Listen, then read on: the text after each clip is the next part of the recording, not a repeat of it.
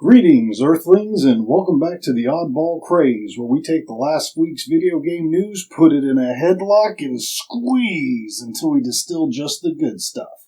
This is the Quick Weekly Update.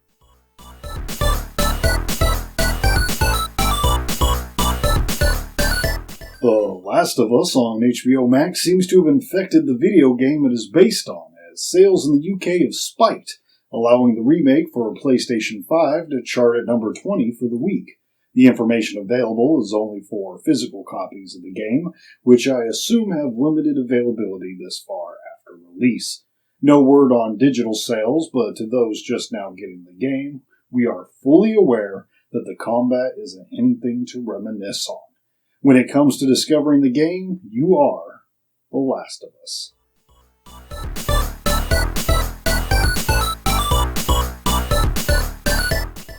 Crystal Dynamics has announced they are ending support for Marvel's Avengers after Update 2.8 releasing on March 31st, with all support for the game being stopped at the end of September. No new cosmetics will be released with the new update. Instead, the cosmetics marketplace will be shut down, and any credits will be converted to in-game resources. The announcement included a chart showing conversion data for credits, shown here. As a going-away gift to fans, all cosmetics, characters, emotes, takedowns, and other digital rewards are now free to players.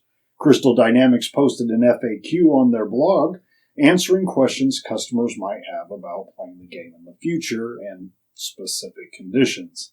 A link to that post is in the description.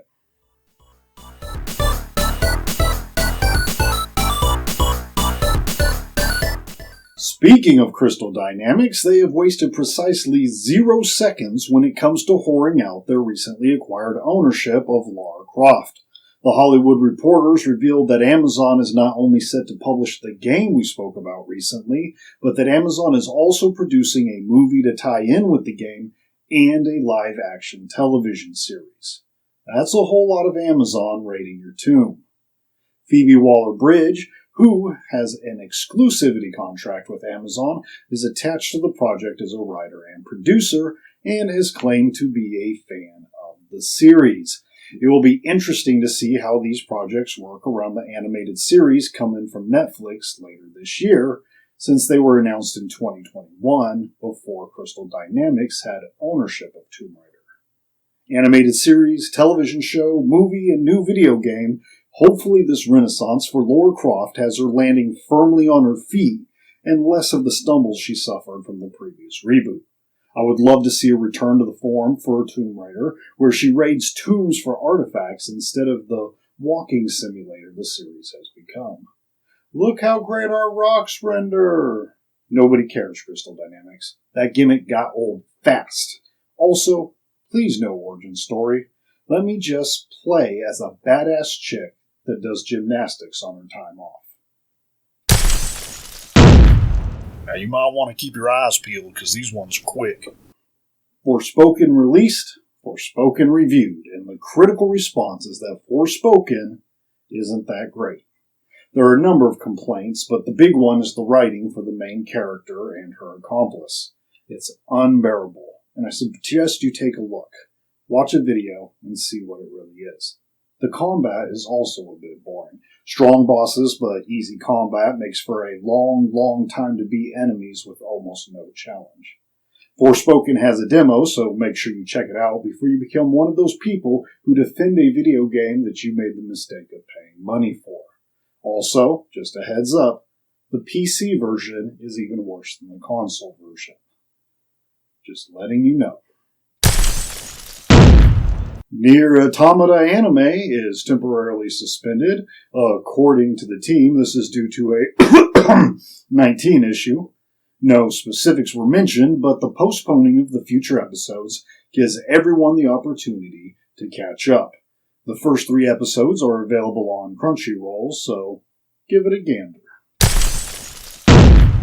Grand Theft Auto Online has a PC exploit that could corrupt your data.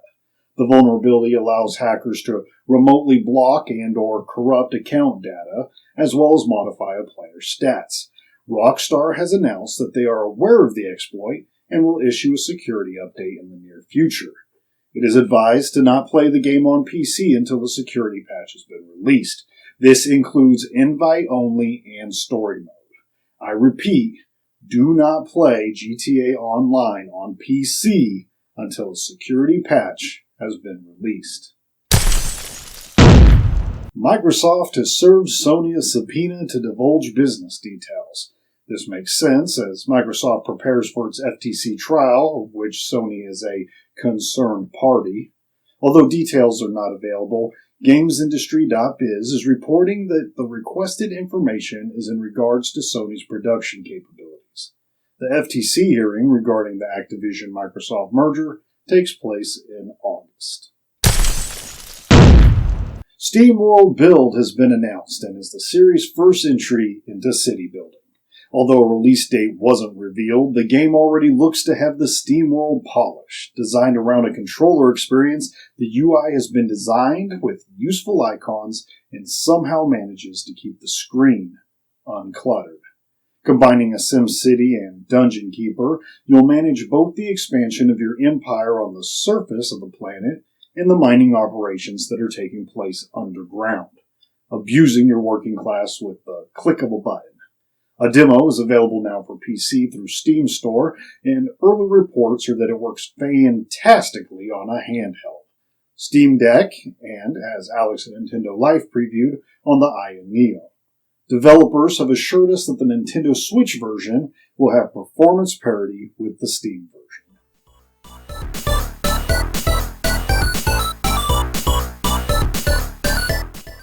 Well, shoot. Maybe all that talk from Microsoft about them being friendly with Call of Duty is true, considering the long-time stalemate on releasing Goldeneye has come to a close. Goldeneye 007, the Nintendo 64 classic, is available on both Game Pass and for those with a Nintendo Switch Online Plus expansion. The only known difference between the two versions is the online multiplayer, which is exclusive to the Nintendo Switch version for some reason. Also, if you're jumping into GoldenEye for the first time in 25 years, you might want to utilize custom button mapping for your console.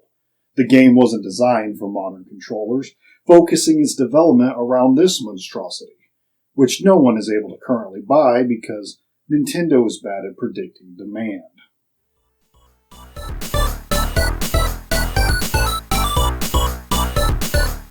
Now, let's talk about that Xbox Developer Direct.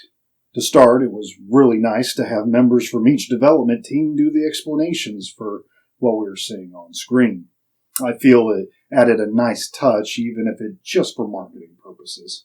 The event kicked off with Minecraft Legends, a PvP real-time strategy game built in the classic voxel appearance, though Mojang is taking liberties with the voxel aesthetic. Build your base, increase your resources, and attack other players. Honestly, the game doesn't look like it does anything new, and the Minecraft branding isn't enough to get someone like me involved. If you grew up with Minecraft and never got into other RTS games, maybe this will bring you over and introduce you to the new genre. I'm not sure. Minecraft is a popular IP, so it makes sense to expand it to the fullest extent you can, aka until people stop buying it. Hopefully I'm wrong. If the game fills the role of baby's first RTS, I think it would be interesting. Let me know what you guys think. Is Minecraft branding enough to get you to play this?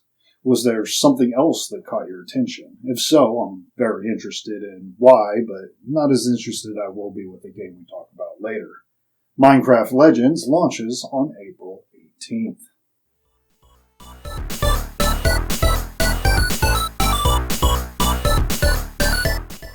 Next up was a peek at Forza Motorsport.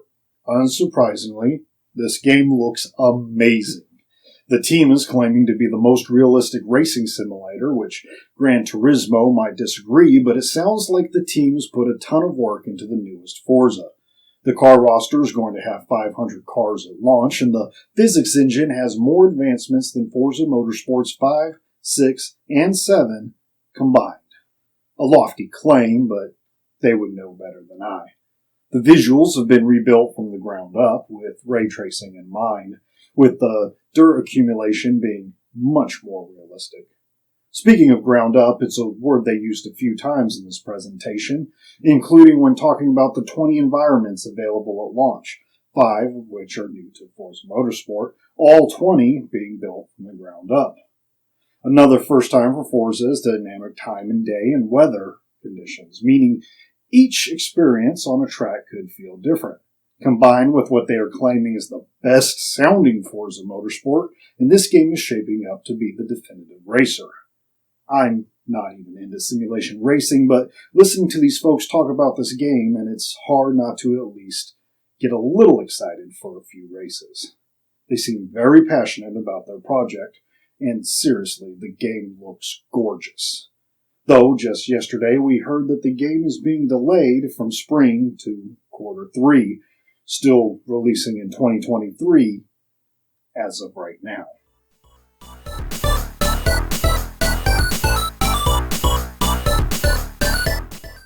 Following the impressive, realistic reveal of Forza Motorsport was a cel-shaded, cartoony action rhythm game coming from the makers of The Evil Within.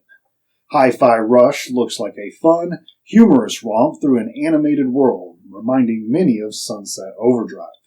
Each of your moves affects the soundtrack of the game, and your attacks become more effective if they are in flow with the sound. The concept reminded me of The Blob, a game on the Wii that had a soundtrack that changed as you played it, though Hi-Fi Rush is more battle-focused. For those with no rhythm, the game doesn't punish you for missing cues, instead rewarding you as you get better at it, which should happen naturally since there are multiple visual hints to assist. The game, released just after the developer's direct and in just a few days, has racked up some nice review scores. Not only critical reviews, but user reviews also, doing what has become increasingly more difficult, uniting both critics and players. The game is available on PC and Xbox and is also part of Xbox Game Pass, so if you're a subscriber, check it a look.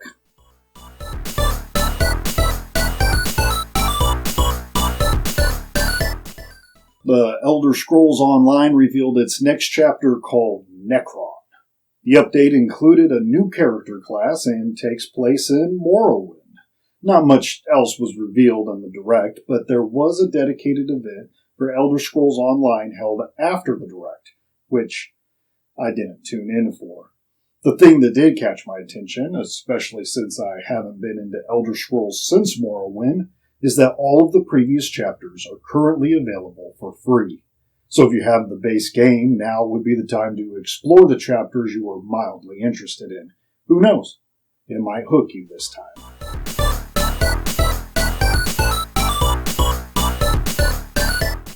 Finally, wrapping up the show was the reveal I feel has been the most divisive, and there's a good chance my opinion might upset you. Why? Because I feel that Redfall had a disastrous showing at this developer direct. The game looked slow, outdated, and oddly cramped. Almost every moment seemed to be a corridor exploration, aside from an open-world hub. Let's start with the visuals. This is not a pretty game. The colors are drab and muted, the lighting is very static, and everything looks like a wide, flat shot. Actually, the camera might be part of the reason why the action seems so slow. Nothing in this demonstration seemed like a threat. It's as if the developers turned off the difficulty to capture the video. Sure, you want to look good in your gameplay reveal, but none of the scenes look badass due to how easily the enemies were defeated. There was a wide array of weapons demonstrated, but there seems to be minimal reason to explore outside of one mid-range and one explosive weapon. Again, this is due to how simple the gameplay appeared. Also, that animations can be quite janky. The vampires move in a choppy motion, and the simpler armed enemies appear to just be ammo fodder. One of the things I did enjoy in this reveal was the skill trees and some of the abilities shown. The ability to launch yourself or a teammate will make for great video clips online, and the move that flashes a light at the vampires in the immediate vicinity, turning them into dust, seems fun and well balanced. The execution time seems slow enough that you have to make the decision to use it or not. Though, again, look at the vampire animations in this clip. Something seems wrong. I know the game isn't released yet, and Some of these issues might be addressed before its early May release date, but that's not much time, and some of my complaints are issues that take a long time to change. Also, to the people saying Deathloop was a surprise hit, sure. The thing is, this isn't the team that made Deathloop. Arcane Austin is the team that made Prey, a decent game in its own right. Hopefully the game has a demo before release, as I feel this is a title that could really use one. I also hope the difficulty was just turned off for the reveal. Combat is important, especially in a game like Redfall. I've also heard that some of the areas are procedurally generated, which could explain why they feel like corridors, as the entrance and exits have to align. All in all, this developer direct was a nice touch, even having a stealth shadow drop to make it all worthwhile. Good job, Xbox.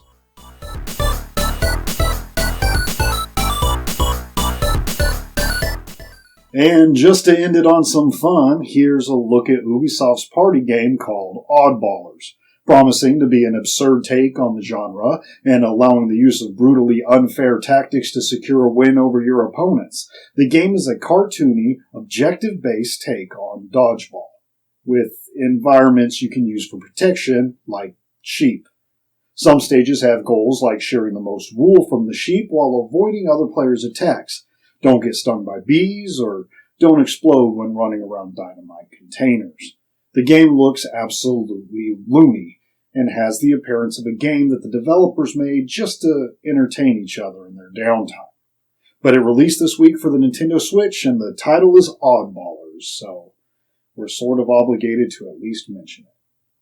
And that's it for this week. Thank you for watching the Oddball Craze. Like it if you like it, comment it if you comment it, subscribe it if you subscribe it. If you don't, don't.